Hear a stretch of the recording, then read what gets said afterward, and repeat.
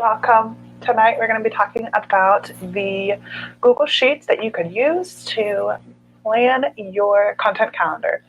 And in my content calendar, I like to have a nice big overview as to how the blog and the social content and email content all going to tie in together so that I have a high level view of what everything looks like and all the pieces that we can then further break out into the details later. So let's go ahead and get into it.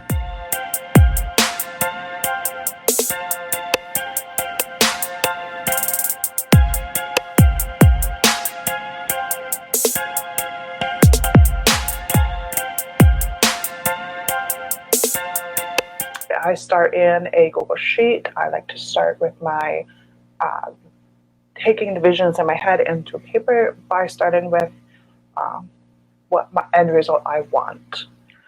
This is where I start on my launches tab here. I've got quite a few tabs. I will go ahead and take a look into each one so that you get to see the entire thing. And there are a few different types of launch types. There is the low, medium, and high. You can rename that for anything that you want so that it is more relevant to you. Low could be something that's really low energy. It's not as high touch for you to go ahead and launch that offer. It could look like a series of social and email content published and just share the offer that you have. And that's all the effort that you put in. Then there are the medium launches where you put a little bit more effort into it. Perhaps it's something like a pop-up group with a 5-day challenge where you're going live every night and then you are helping someone get to a end result by the end of that series. And then at that, if they want to take this next step, they go ahead and join in on your offer. And then on the high touch launch, that's what I would consider those more standard that you might be familiar with, where there is a video series. It's 3 to 5 videos that may be live or pre-recorded. And then there is a webinar at the end of it. And then at the end of that webinar is the offer that you provide. You can go ahead and change the selection. It's a drop-down feature. And then there is the offer type, what kind of offer you have, as to what you are going to go ahead and produce. So here's a few that are pre-entered in. If you don't have these, you can change them if you want to clear them out so you don't have to worry about the extra information that's not relevant. Then you can keep that in mind. The fast action bonus is just the incentive for getting someone to actually sign up for what you want by a deadline. So even if your offer is open 24/7, what would someone get for signing up right now? By X deadline, will they get a bonus? Will they get extra contacts from you? Will they get some other reward? And I've got a few preloaded in here just for particular examples, but of course you can always add or take away. The price is just whatever you are going to list in here. Clearly these are just some example numbers and you can adjust that for what it is that you're actually offering. Number of units sold is going to be your goal number that you're looking for here. So this yellow content columns here are going to be the information that you play around with until you get to the income that you're looking for. The sales revenue is going to be the total of how many units sold at what price. And then because these first 3 lines, each 3 sets of lines are going to be related to the corresponding month, it will add them up and you'll get the grand total in the end column here. In this example, I have a membership that starts here, but there's no recurring revenue. So right now there is empty. But in the next month, I have a recurring retention revenue, where the income from previous months, they probably continued with their membership. So what kind of information or what kind of income you could expect from those members sticking around. And that would add to any new members you come in and any other launches that you have. And so you'll see the monthly incomes as you go down. And you can get a summary of how you're doing between the quarters, or in this example, at the half-year mark. And then you can continue down until you're in December, and you see a grand total. And then as you play around with these numbers and seeing what you want to do with your business, perhaps you're looking for an overall number at the end of the year, or maybe it's a minimum amount that you need each month, then these are going to be some numbers to help you visualize what it is that you are working to achieve and how realistic it is based on what you're setting up as your goals. So then after you've finished that with the customization, you can hop over to the Money tab. You don't need to change anything unless you want to change the formulas. And the revenue column here is automatically pulled over from the launches category. So as you're playing around with the launches and changing from the projected numbers to the actual numbers, then you can see what this spreadsheet does here. For business, taxes, and salary, this is for your business income, what you do with the money here. This is currently set up so that businesses are 30% based on the formula that's up here. Taxes you have at 20%. Salary you have at 50%. You can customize these numbers so that it fits your business depending on your preferences and what your financial advisor or your tax preparer advises for you. And then all of these columns over here are the personal income. So what you as the business owner get out of the business. So that would be automatically pulled from the salary column, because that's how you are paid. And where does that salary go to? And right now it is set up for 50% of your salary goes to checking. And then the remaining 10% go to each column of savings, travel, education, investments, and treats. Treats, I will elaborate, is just the special luxuries that you want to go ahead and give yourself, whether that is a blowout, your manicure, pedicures, perhaps brand new wardrobe. The options are truly limitless. This is a total treat to yourself and whatever it is that you desire.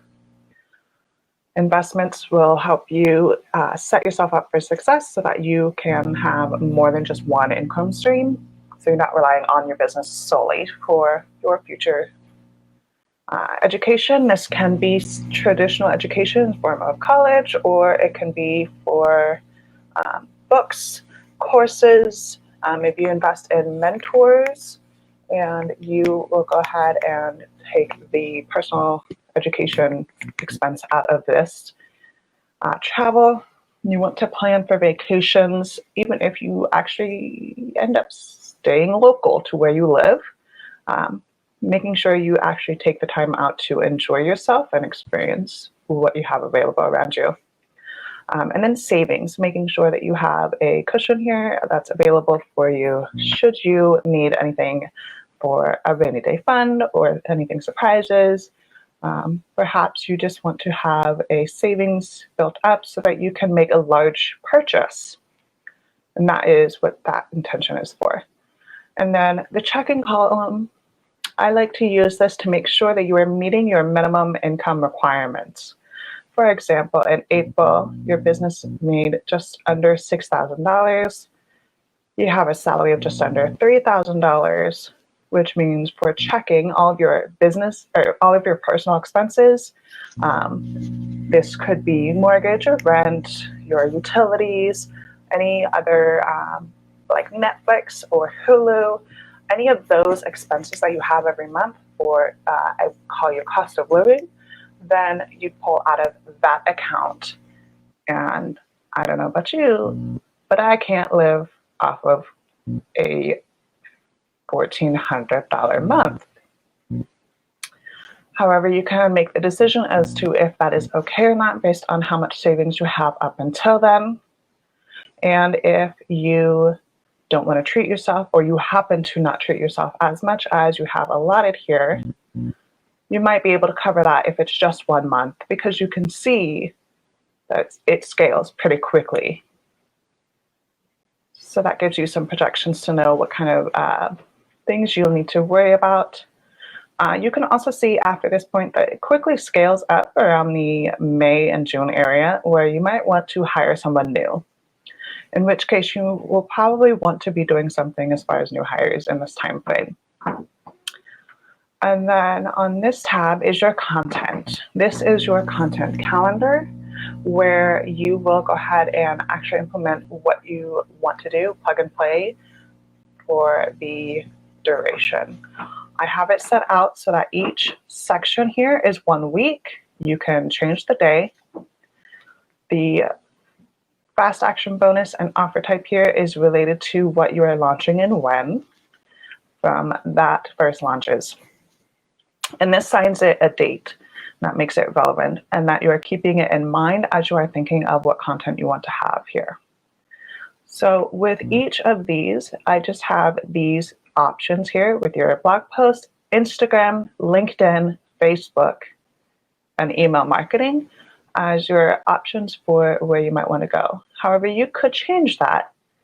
And this is going to relate to where you are posting, when you are posting it.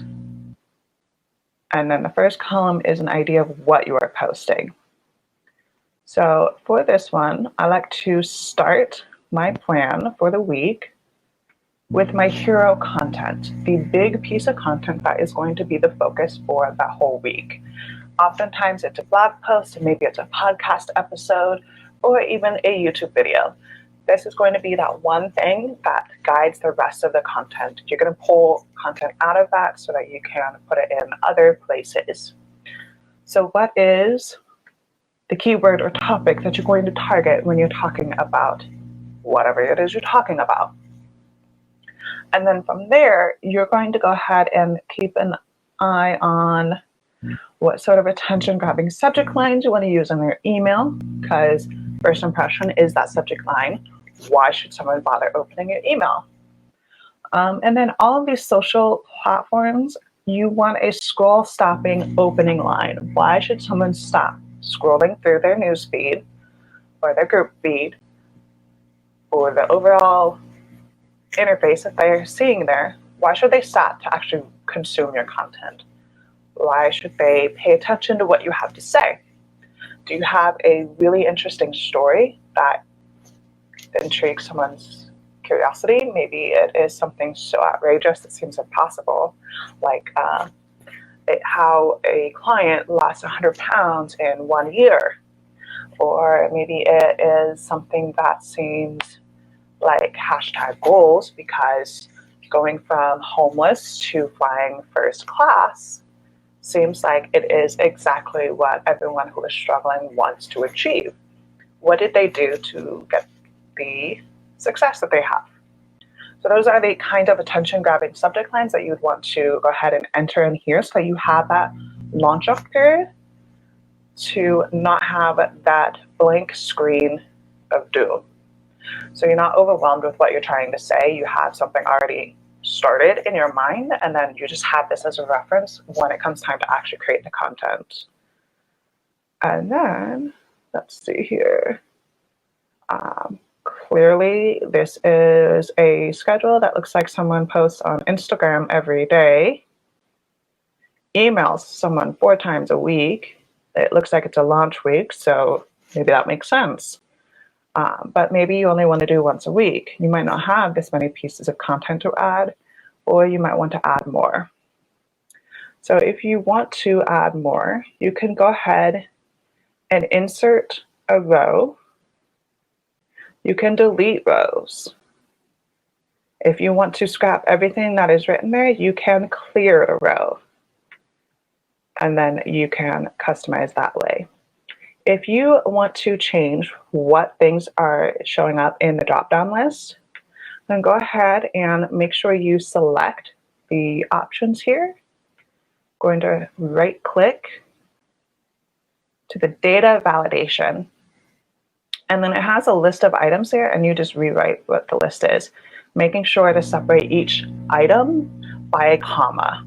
So if you had something you wanted to have as a list, but for whatever reason there's a comma in that section, you're going to have to find a different way to use that a comma that's not going to otherwise separate the items.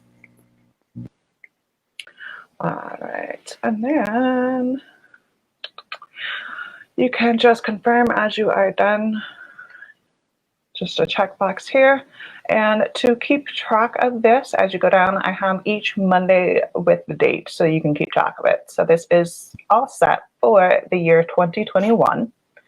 And you can go all the way down to July 5th so that you have the first half of the year content planned out.